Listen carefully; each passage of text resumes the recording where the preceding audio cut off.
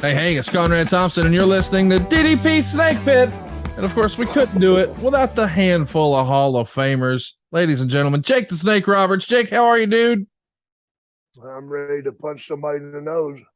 Okay, well, I hope it's not me, but may I recommend the other Hall of Famer, Diamond Dallas Page. DDP, what's up, man? Hey, dude, glad to be here, man. Absolutely. But I don't want to be the guy Jake wants to punch in the nose. Me neither. Me neither. It's a goal for us. If I did it, it would be for a good reason. Good to know. Well, you know what? We're going to pick you guys' brain today. We talked about modern wrestling last week and sort of caught you up on all things AEW and WWE. And by now we know what a big show Grand Slam was for AEW. Congrats to all involved on a big show there. And we're marching towards the next big event. But before we get there, let's let our listeners have the keys to the show. We solicited you guys on Twitter and said, hey, do you have a question for Dallas? Do you have a question for Jake? And man, they came in bunches. Here's one from our pal Jim. He wants to know, would either of you guys ever think about running or promoting your own show, even just once? What say you, Jake? No. No. Absolutely not. I have no way in hell. No. Well, how do you really feel about it? No. I feel the same way, but I have a young man here who I've known him since he was 15 years old, Dylan Freimeyer, and his partner Nathan Mowry, and they put out Southern Honor Wrestling. Yep. 7th of October is your anniversary show. If you're in Georgia and you want to see a great show with no names, you never know who's going to show. I think Marcus Bagwell will actually be there. I'd be do a signing as well, but their show is so tight.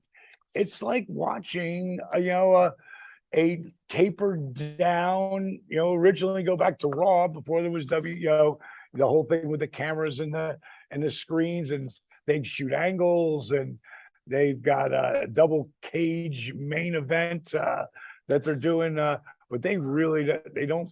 It's phenomenal wrestling in this, independent wrestling, and they're the #1 promotion in Georgia. So yeah, I wouldn't want to compete with them. No, absolutely not. Dylan, we all know, works his ass off and does a phenomenal job, not only for his own promotion, but for you. Sure. And, sure. He's one of our best storytellers. Him and Nathan both are. In the past, did a lot of work for AEW. Yeah, and a lot of good work. I'm so proud of him. He's like my little son that ran away from home.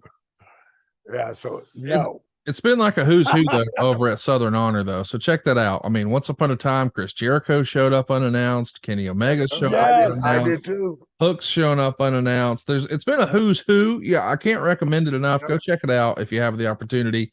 And maybe you might see the superstars of tomorrow today. A guy like Austin Theory, he knows a thing or two about Southern Honor. So check it out if you haven't already. Dan wants to know. But that's funny you say that, because I never told Dylan. He was like, do you think you could show up? Like, dude, I'm so jammed. I can't do it. So he was like, okay. But then I showed up for the surprise of, he's like, oh, you came. So of course he just wrote me in, go out and cut a promo or whatever. But they had the first show, they had a great turnout. People love wrestling here, and independent wrestling is the greatest way for fans who are real fans to watch some of like your favorites, so you can find this guy. Will this guy make it? Will this girl make it? That's what I do when I go. Yeah, right. Damn right, man. Dan wants to know, when you live together and times got tough, how are you both able to realize that tough love and getting Jake help was more important than just giving in to outbursts, even if it may have cost you your relationship? As Jake points to me. Well, I put these little things out every morning, and I do like 30 of them at a time, like just inspirational stuff. And I wasn't doing that back then, but the one thing that you really realize as you go on in life is being grateful, being grateful for how you got there. Mm-hmm. And Jake, was huge. Like, it chokes me up at times. That was him and Dusty were my guys, that really believed in me when nobody else did. Right. So Oh, sometimes I have to take some deep breaths. But I never forgot the insight and the time. And when Jake was teaching me that, I'd say, so what do what can I do for you? And he's like, just pass it on. Like that was always his thing, pass it on. And I already am that guy of passing stuff on and mentoring people. And,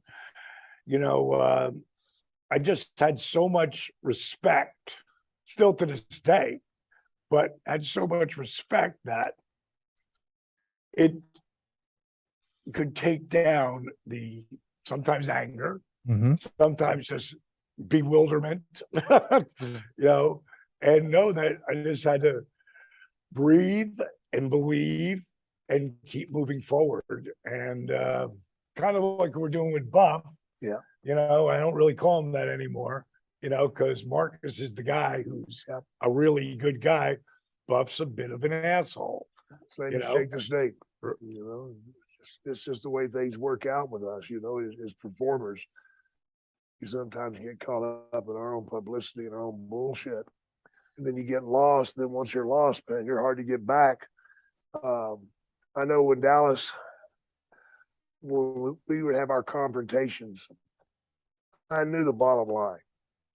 And the bottom line was, if I leave here, I'm dead. So I would argue points, but I wouldn't push it so far as to get ran out of there. I wasn't afraid to drop down to my knees and say, please, if I had to, if I needed to, because that's how serious it was. And I hope Buff is taking this in the same way, because it is your last chance, Buff. Marcus, if you don't make it through this and you don't clean a better path, you'll be the next one we bury. And I don't want that for you or for anybody else.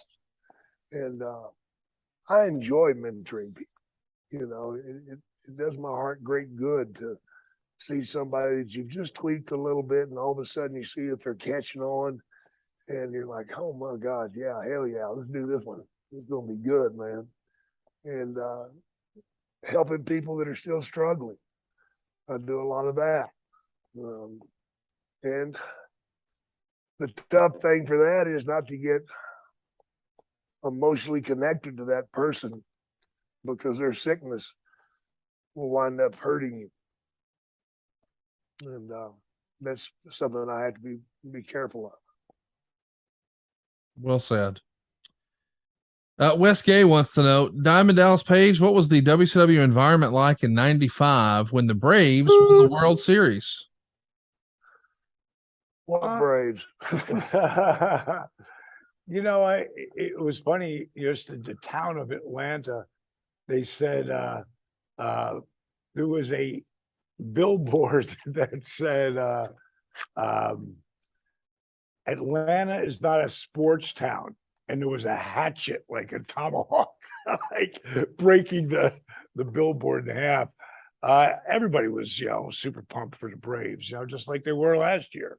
It was a couple decades later, but first time coming out of the gate like that. And I think that was around the time when Nitro started. When did Nitro start? Was it in '95? September of '95, yeah. Yeah. So, it was just, people, when you see your hometown team, kicking ass and going all the way, it's, it gets everybody involved. Jake, were you ever a baseball guy? Oh, yeah. Oh, yeah. Big time.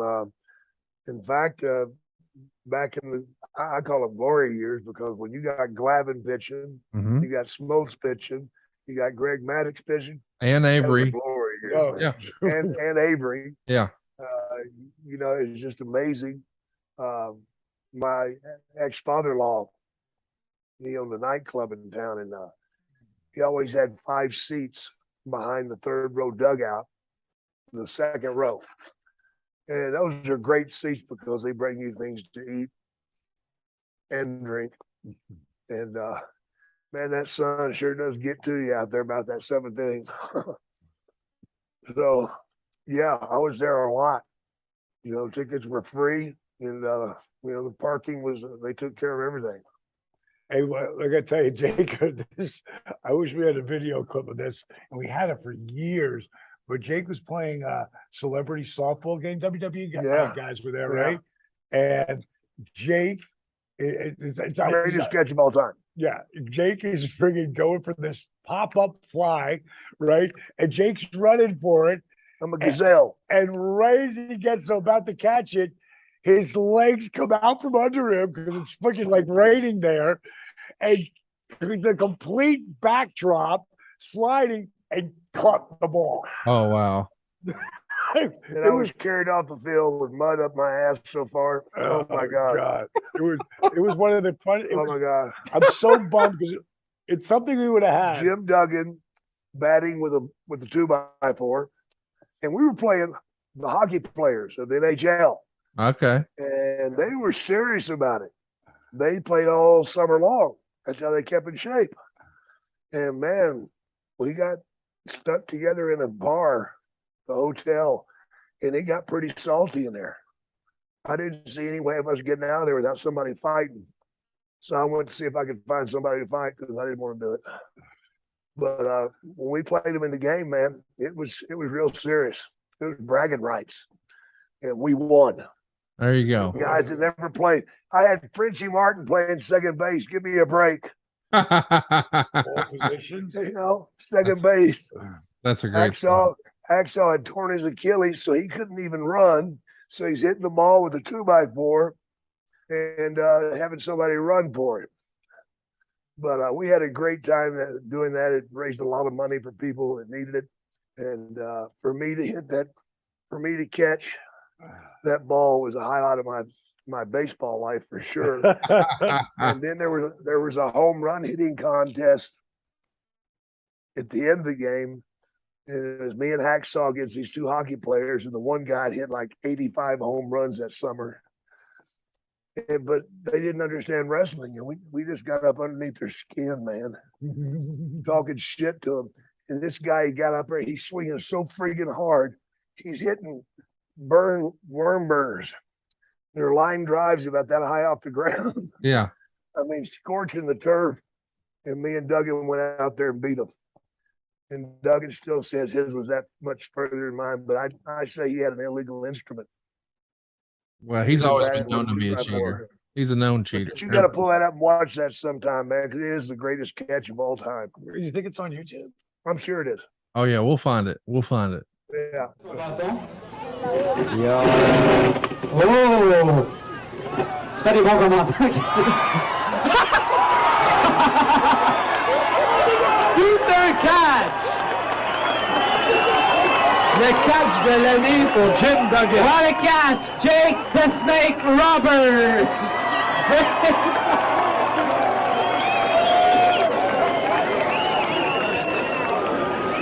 Aïe, aïe, aïe! Il avait l'air vraiment d'un serpent. Son serpent sera content. Aïe, aïe, aïe. Hey, belle glissade. Good show, Jake. Jake the Snake Roberts a pratiqué ce numéro durant 2 ans. Il a réussi ce soir.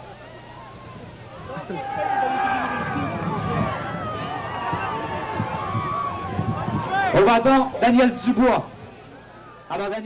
So, Jake, we got a question for you here. Excellent follow-up question after we just threw one to Dallas. This is from another friend of the show. The females are turning out for us. Lindsay wants to know, I'm the girlfriend of a recovering drug addict. He's been clean for 9 years. What are some tips for me to help him continue his sobriety?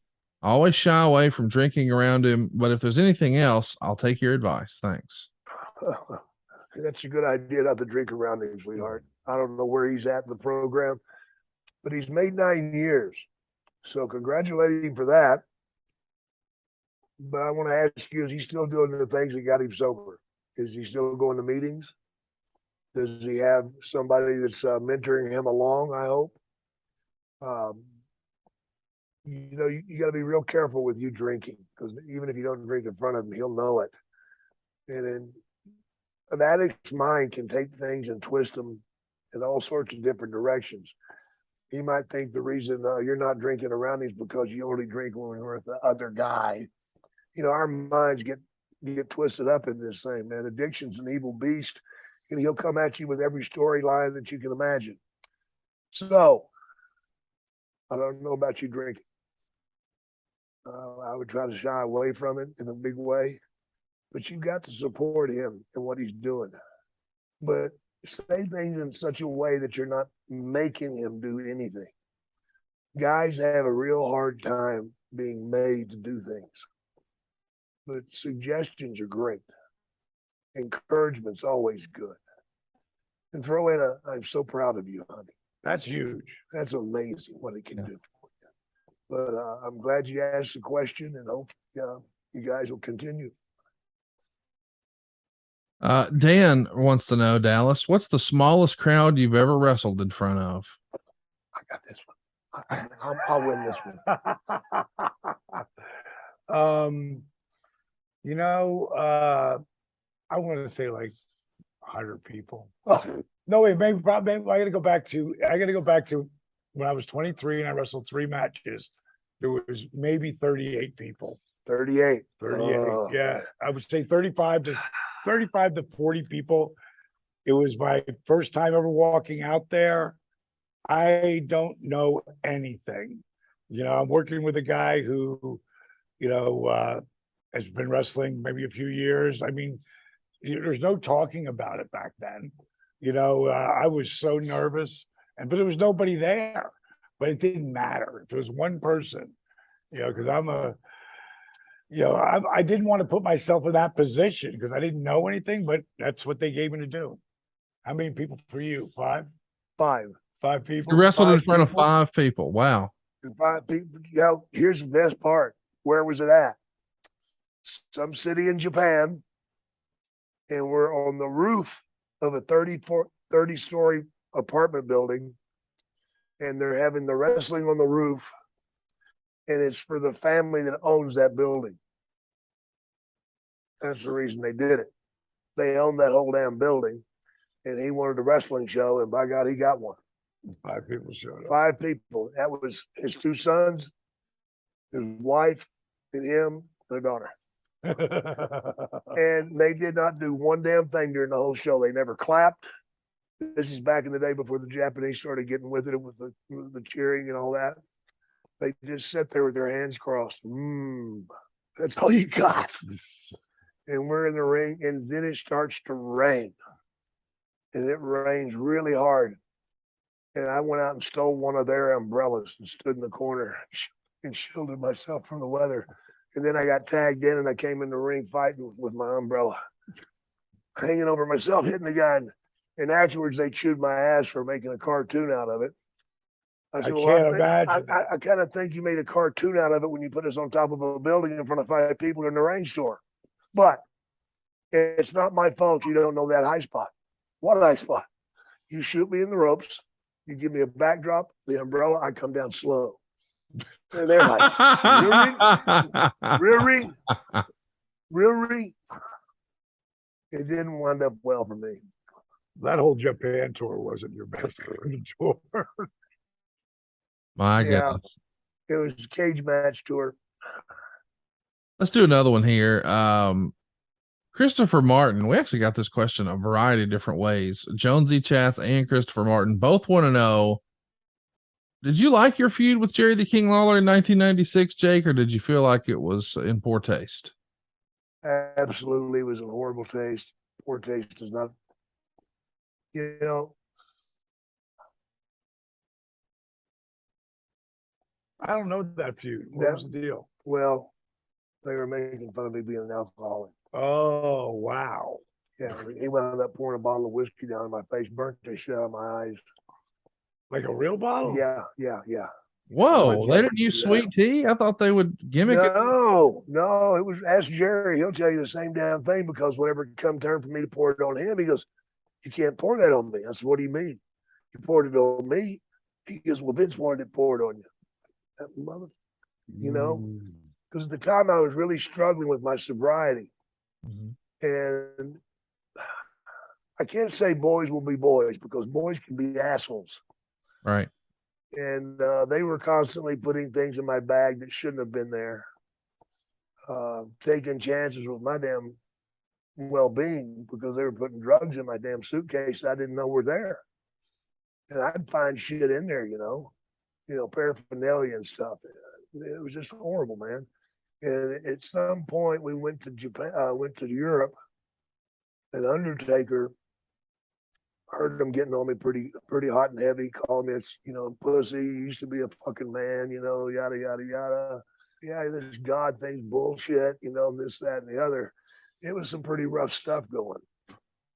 And Undertaker used to sleep under the bus. Yeah.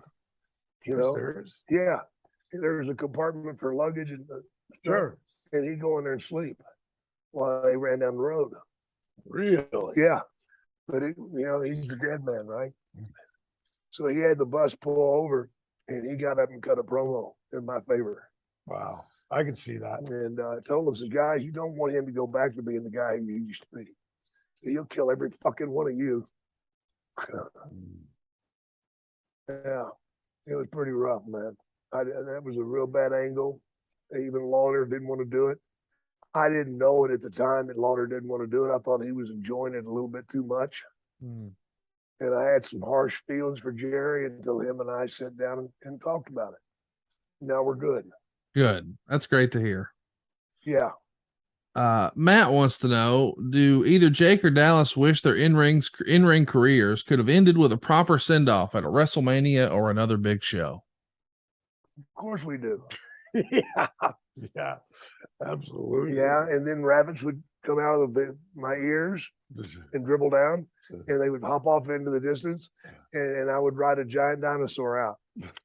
That would have been awesome. I tell you, for my last match, to be able to do an AEW, with Cody laying out that finish, I'm happy with that. It wasn't, it wasn't what I would like to, love to.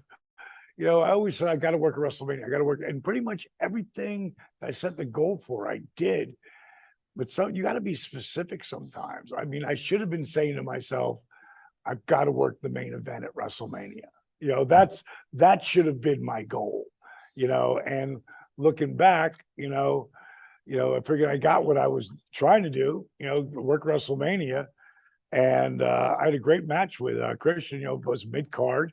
And it should never been like that, but it was what it was. And I'm super grateful for the career that I was lucky enough to have that never should have, but would like to have been different. Yeah, sure. But don't try not to even think about it. Well, here's one from a friend of the show, Jimmy McKinney. He wants to know, do either of you guys have any stories about Ray Stevens? A name we don't talk about a lot these days. I had the opportunity of running into Ray Stevens when he was working Mid-Atlantic for a short period of time. And of course, the man I was seeing wasn't the man from before. Right. He was a man after. And he was real busted up. And, but all the respect in the world from what he did. Him and Pat Patterson as a tag team on the West Coast set that shit on fire. They were amazing. Ray the Crippler Stevens. He was a phenomenal wrestler. Did real well in AWA, and he did well wherever he went. Yeah, he did. He was a top hand. Wasn't Ray in the movie Paradise Alley? Paradise Alley. Wasn't he in that? I want to say I remember him taking some friggin' bumps where you'd go, before you'd seen bumps like today. Yes. Probably would, make people open their eyes. But back then it was like, whoa, what did he just do? No, I can't remember. Yeah, he was in it. He was in it. Yeah, you're exactly right. He was in it. Dustin Howell wants to know, this one's for Jake. What was it like your time in World Class in Dallas? It's interesting that you were one of a select few to work with both Stone Cold and his trainer, Chris Adams, in different promotions. We don't talk a lot about World Class. What was your experience like there, Jake? Wasn't good. Wasn't good at all. From a business sense. At the time, I just left Georgia Championship Wrestling because Vince had bought it out, and I was wanting to go to World Class and just keep the fire burning. but that's not what they had in mind. And it was such a mess there at the time. Controlling the Von Erich boys was impossible. They had a schedule of their own, and it didn't include much wrestling. You know, they just kind of did what they wanted to do whenever they wanted to do it. And unfortunately, I'd gotten there after the Freebirds had already burned it up pretty good, and it was headed down the hill at the time. And they weren't willing to do the things that would have picked it back up. But they stuck the belt on me and Gino and Chris Adams and thought that was going to be something spectacular, but it really wasn't. I got a question. What was Gino like? Gino was cool, man. He seemed like it, man. He never, you know, I'd been seeing Gino for years because I'd work Houston, and he was on Houston shows a lot. And everybody used to like scratch their head. How come? Well, it doesn't matter how come, you know. That's somebody else's business, and I'm not getting in that.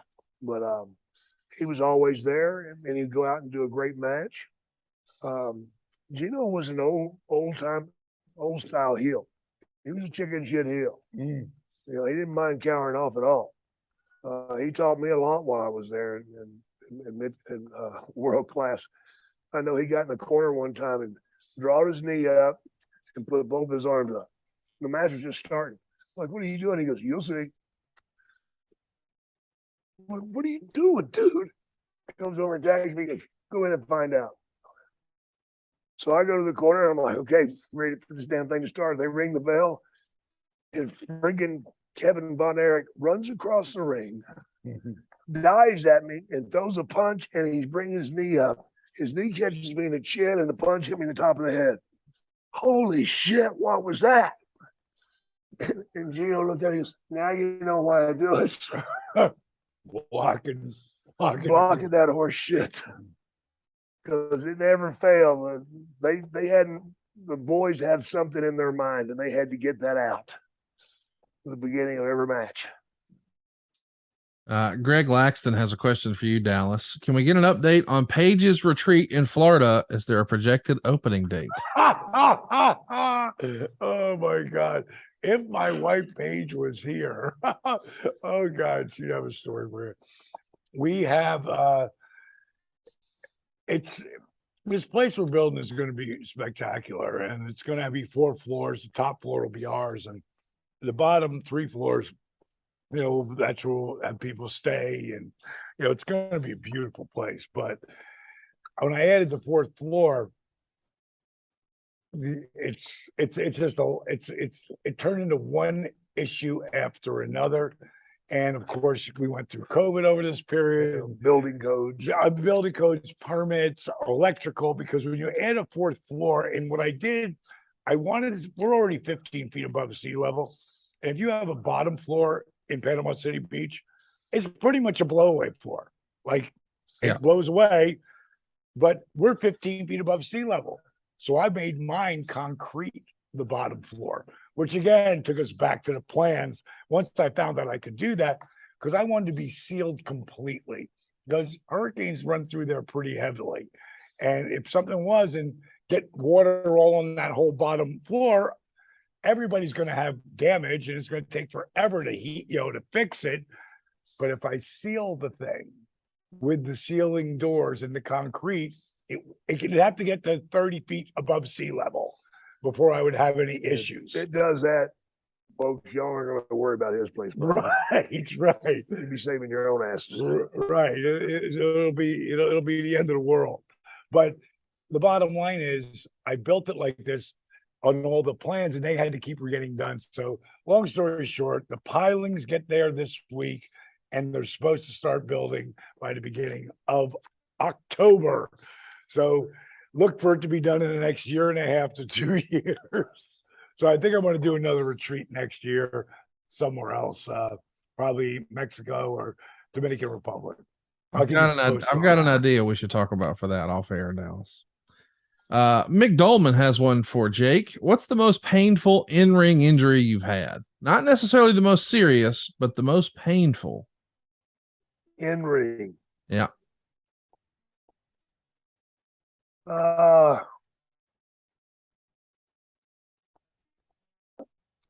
Probably when I clotheslined Andre, and he went through me, and it ripped my pec in half. I remember going down, and I thought I broke my shoulder. I'm just holding my shoulder like this, and I'm wiggling my fingers, trying to get the feeling back in them. And Andre reached down and grabbed me by this hand and jerked me to my feet, which stretched that back out again. At which point I decide I'm going to sleep. I passed out from pain. And when I woke up, Andre's got me in a bear hug and he's singing to me. Nice little baby. Nice little baby. And I woke up, I'm like, what? Oh my God, Andre, get us out of here. No, we finished match. So we finished the match, and then that night we wrestled again. Me with the blown pec, and never took a day off. Should have. Fantastic. I didn't. Blown pec is pretty nasty. Anytime you tear a muscle, it hurts. Or a broken sternum, which Leon gave me that twice in 2 matches. Broke my sternum twice in 2 matches. Leon White? Yeah. Crushed me in the corner and broke my sternum. A broken sternum is real painful because it takes a long time to heal. And if you sneeze or cough, you want to rip your eyeballs out. It hurts so bad. But yeah, broken ribs are tough on you too. Dallas, what was the most painful injury you had in the ring? I'm not sure. I put them as equal.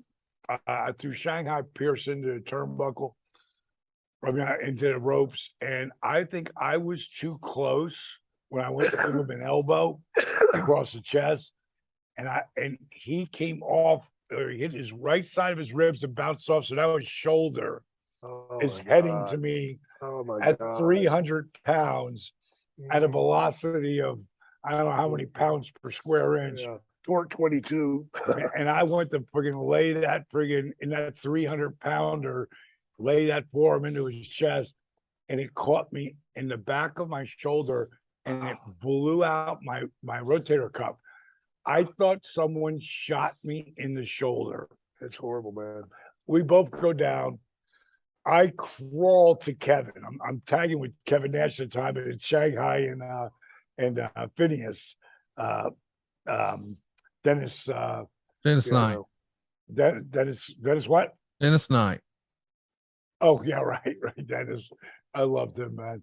Yeah, I knew him from Florida Championship Wrestling when we worked together with Dusty. Right. But yeah, he worked. That's where he just started as an 18-year-old kid. And so I crawl to Kev. I tag Kevin. I said I broke my shoulder. Don't tag me back. And it's supposed to be a 4-way at the end.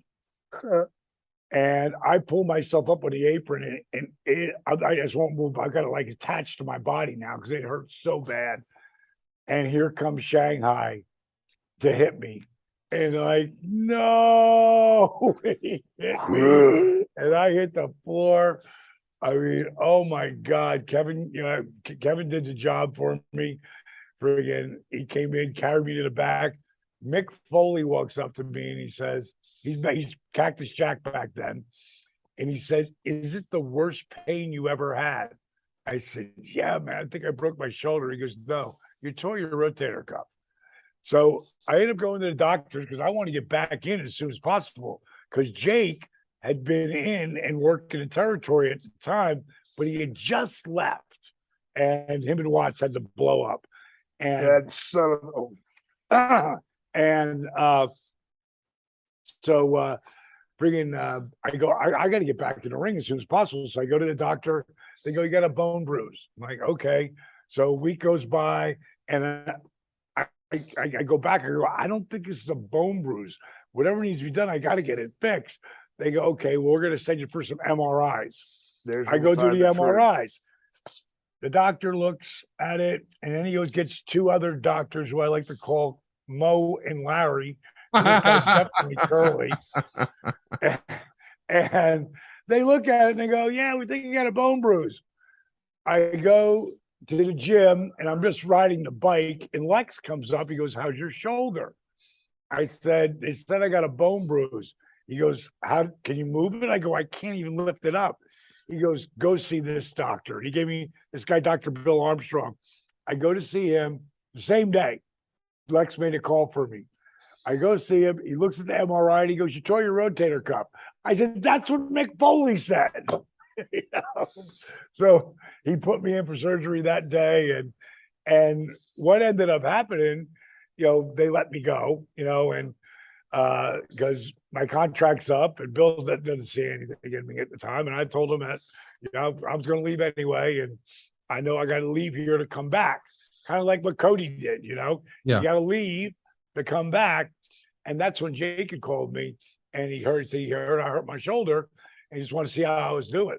And that's when he ended up moving in with me. And, so what looked like the worst thing ever happened to me indirectly was the best thing ever happened to me.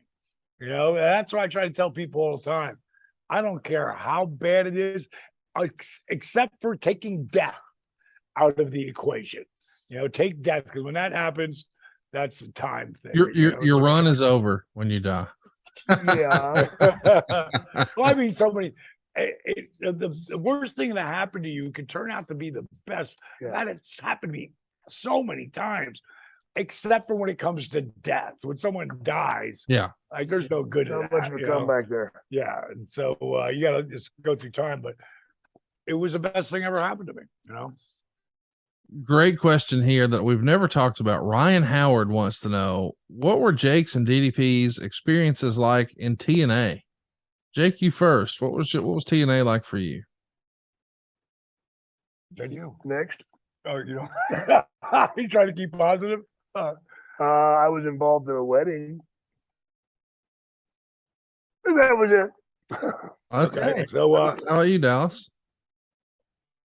it was actually pretty good for me because leaving WWE, oh God, I did not want to leave like that, but I didn't want to stay there either. Yeah. I knew that if I was 35 or 36, like Booker was, Yeah. even though WCW guy, they're gonna screw with him, but he was so good at what he did, Booker, that Booker could, through time, could rise above and be who he was. And, Yeah. two-time Hall of Famer. Which goes to show you it does not matter how many times you get beat, guys. So bottom line is I wasn't that. I was 45, 46 at the time. And that's why I went there when I did. So I knew that, I don't have the time here to really turn my freaking career around and make them believe in me.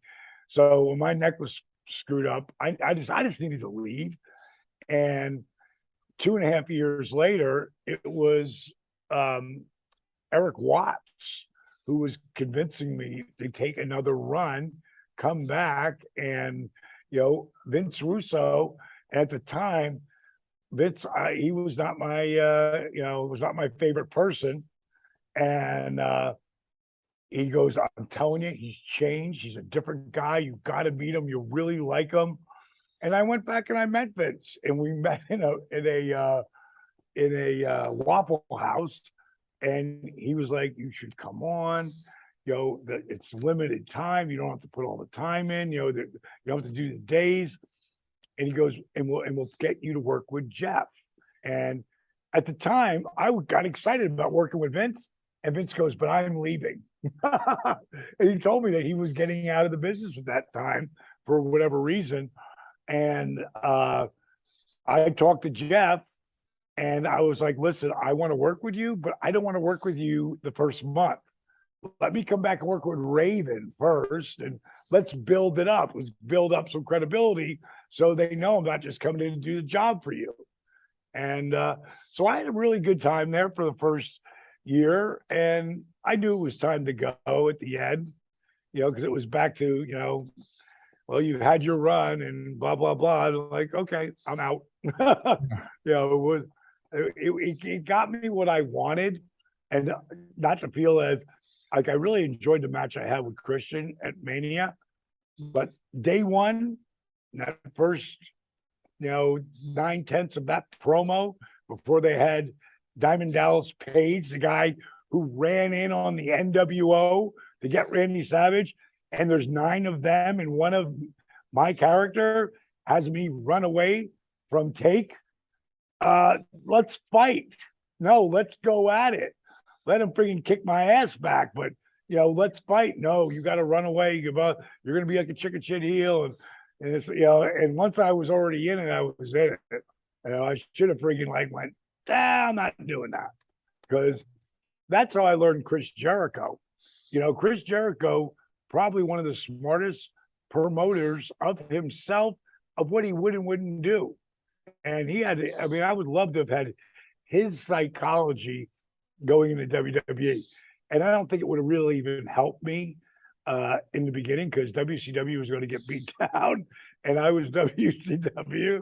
So, it took me years to really understand it wasn't me. It wasn't me personally. It was, the promotion. And there was a lot of heat. When I did Stone Cold Steve Austin's podcast, he was like, did you realize how much heat there really was on you guys coming in? And to be perfectly honest, no, I didn't. Once I got there, And you tasted it, oh yeah, wow. which is so ridiculous. Yeah, it should have been about money. Yeah. Me and The Rock, when you don't put me and The Rock together at People's Champion versus People's Champion, Yeah. you're not trying to draw money. No. When you have Diamond Dallas Page run away from anybody, Chicken shit. that's chicken not shit, that's people's not the guy who champion. drew money, That's not the guy that's the people's champion for right? So years. I remember, I'll never forget that day when I was leaving, and because I'm going through the crowd, what are you doing? You don't run away. It's yeah, I know, that. We're gonna throw that character out now, doing the stalker thing. It's today I can laugh about it because it's all part of the bigger plan. Yeah. If I do People's Champion versus People's Champion and put The Rock over everywhere, I don't give a shit, but have a hell of a run with him. Yeah, I've been beat by less. My whole life probably would be different. Yes, it would. And I wouldn't change a fucking thing. I'm living just like Jake is living his best life right now. So am I. Yeah. I love what I do. I'm so grateful on so many levels for everything that's happened in my life. And so, that I didn't get a chance to work with a lot. God, I would have loved to work with The Rock. I would have loved it, because I was a friggin' Jake told me about him before anybody did. And he told me, I got to tell the story now. Friggin' the first time I meet Rock, I go to see Big Show in Canada. And I've got a pay-per-view on Sunday, but they're there on Saturday. And Pat Patterson was sitting right behind me, and I didn't realize it until we were getting off the plane. And he put me over so huge. And it felt so good to hear from him, because I met Pat after Freddie Blassie, classy Freddie Blassie. I'd sent him a tape of me in the AWA looking for some critiquing. And I could just pick up the phone and call Freddie back then because of Lee Marshall. He put us together. Wow. Freddie brings my tape in as a manager to Pat Patterson. And he's like, look at this kid. He's got a good show. He's got a good shtick, blah, blah, blah. And he's like, yeah, but he's like Andre the Giant as a manager. Boom. I'm dead. There is a manager. Yeah. The next time, I never see Pat until I'm working in Florida Championship Wrestling, and Hogan and Warrior are going to be in Toronto. They're down at the Sportatorium, because there's a Sportatorium for Florida. There's a little ring there, and that's where they used to do TVs there. Yeah. And they were in there. So Pat was down there. So me and Pat, we meet each other there. And basically he told me I was too tall. It was never going to happen. Wow. So now it's fucking, he knows me though. I drive the pink Cadillac for that match, at this WrestleMania 6, right? Yeah. And now we're getting off the plane, and he's like, man, what you did with your career, man, wow, really, blah, blah, blah, really super complimentary. And I said, so you guys are over at the Blue Jays. What was that place called? The Blue Jays stadium there? Where the well, whatever, Sky Dome. Yeah. I heard you guys were at the Sky Dome, and I remembered it from, that's where I drove the pink Cadillac. And I said, do you mind if I show up? Because I really love to see Big Show today. He's like, sure, come on by. Not really thinking I'm going to come, because back then you didn't go to the other guys. You go to the other guys unless you were looking for a job. Yeah. And I wasn't looking for a job. I just signed a multi-million-dollar 3-year deal. So I get there. Pat's like, what? Oh, well, come on. And rush me up to Big Show's Sky booth, because his wife's from Canada. And I watch the show. He's a main event, like the first main event. He's a champ right then. But Rock's closing this thing out. And back then he had the big mullet, sideburns, and he had the Versace shirts. And man, I watched that match with him. I thought he was great. And me and Show were leaving to go out. And he goes, you want, I got to get my bag. You want to meet The Rock? And so, The Rock friggin' stuck his head out around the corner, and he's all sudsed up.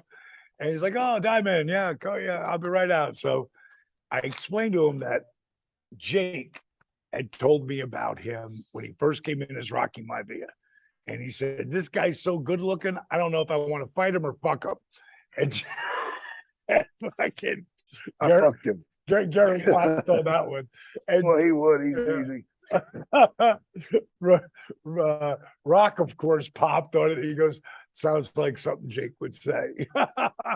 And so I said, man, I just, he told me you're going to be one of the biggest stars. And dude, you're on that rocket right now. And he said the same thing about me, and he had no reason to say it. He said the same thing about Austin when he was the ring bearer. Yeah, he said the same thing about you. He said, well, Jake's got a great eye for talent, and just really cool dude. And I said, I just want to tell you, I saw you do an interview somewhere where you were being yourself, and then you flipped over to The Rock. This, The Rock, that. This is right in the beginning. And I said, then you came back to you, and then back to that. I go, boy, that was super entertaining, man. So shook hands. I'm almost out the door. Big Show's behind me, and I hear, hey, Diamond. And Big Show gets out of the way, and you can see The Rock just rolling in the character. And he's putting on one of his Versace shirts. He says, Diamond, there's only one people's champion. And Big Show's like, go! And I just deadpanned him. I said, Rock, you're right. And you, well, you're looking at him.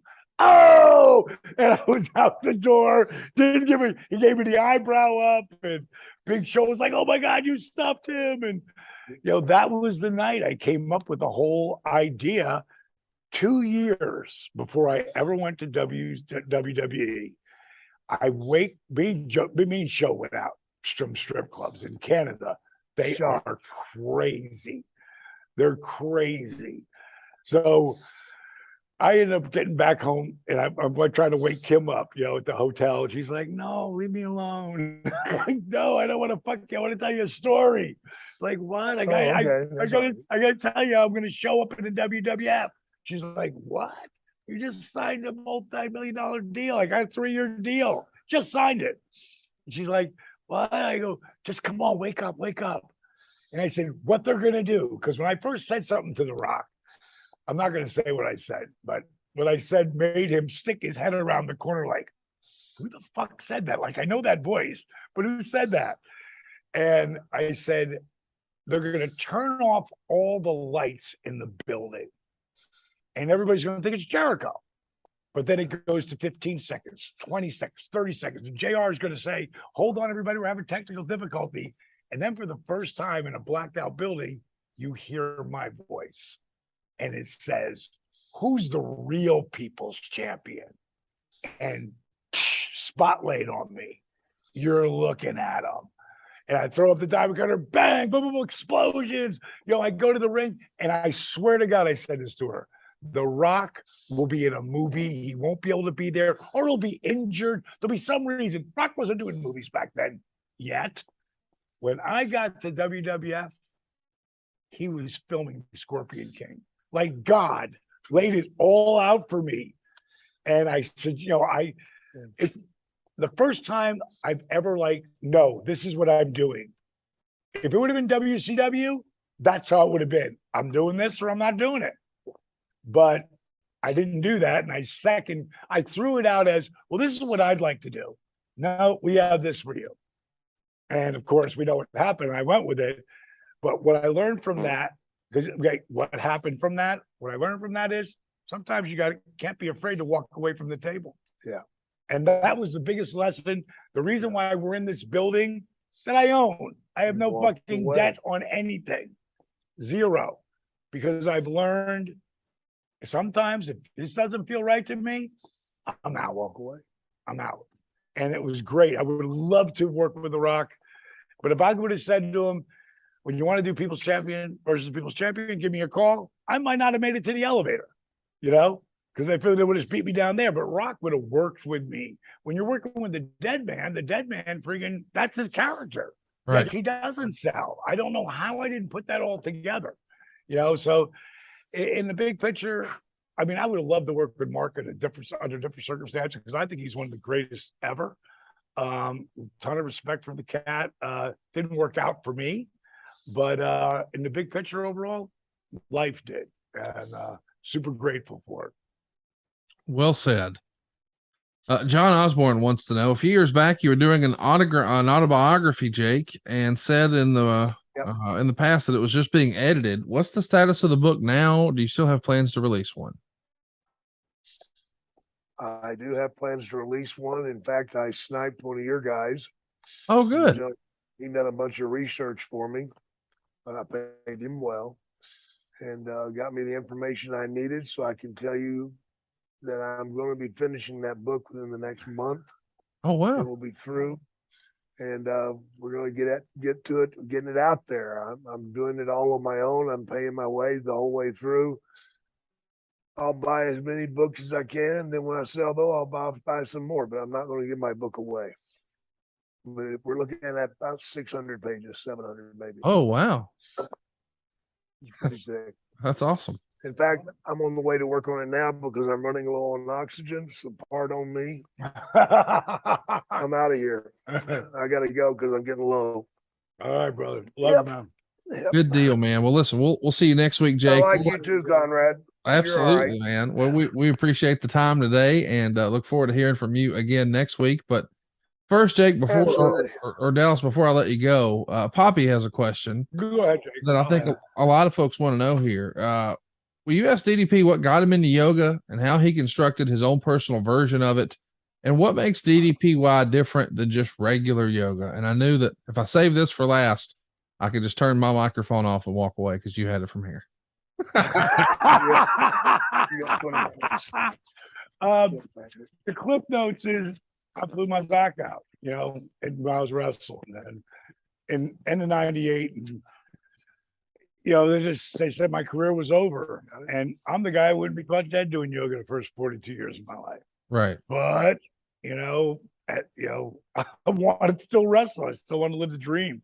So that's how it came in, and it helped me without question, but it didn't give me everything. And what makes it different is a mixture of things: yoga, rehab, old school calisthenics, where yoga is like, reach your arms to the heavens so the universe smiles back at you. I ain't doing any of that shit. You know, it's tone and attitude. I make it fun. I create where no one can have any excuses. The workouts start in bed. Like I said last week, they start in bed. Go to sitting in a chair. Go to using a chair. They're geared for cardio, breaking up scar tissue and creating mobility and core strength. It's why I can do all the shit I can do. Going to be 67 in another 6 more months. So it's a fountain of youth, and you can try it for nothing. Just go to ddpyoga.com or ddpy.com and take the app and try it for 6-7 days. And if you like it, keep it. If you don't, boot it. It's as simple as that. But if you really want to go somewhere and do something, the very first thing on the app is the list. Do the list 100%. It won't help you just change your life. It'll help you own your life. So that's the biggest deal. It's funny because I still talk about the program a lot, but it's in bits and pieces. It's not really my focus. Right. If people want to know about it, they'll go and find out. If not, hey, not a big deal. Well, listen, it's helped a lot of people, including Chris Jericho. Diamond Dallas Page has not only helped himself, but Chris Jericho and Scott Hall and Jake Roberts, and these days Buff Bagwell, and so many other performers who were on the main roster.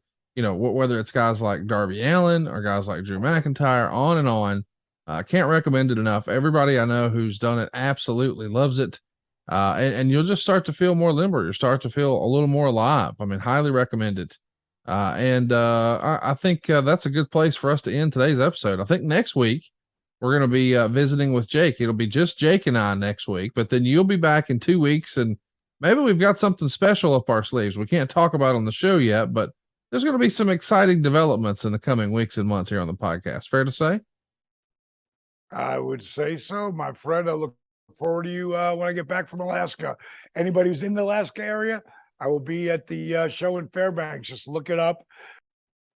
We'll cut out Wrestle Pro Alaska is going to be in Anchorage on October 4th, and so will Diamond Dallas Page. So make plans to see him. Wrestle Pro Alaska. You can follow them on Instagram or any of your social media apps. But Wrestle Pro Alaska is the handle. And I know they're looking forward to having Diamond Dallas Page, and really almost like a who's who. You've got some other incredible stars like Jay Lethal. I know Buff Bagwell's going to be there. I think Orange Cassidy's going to be there.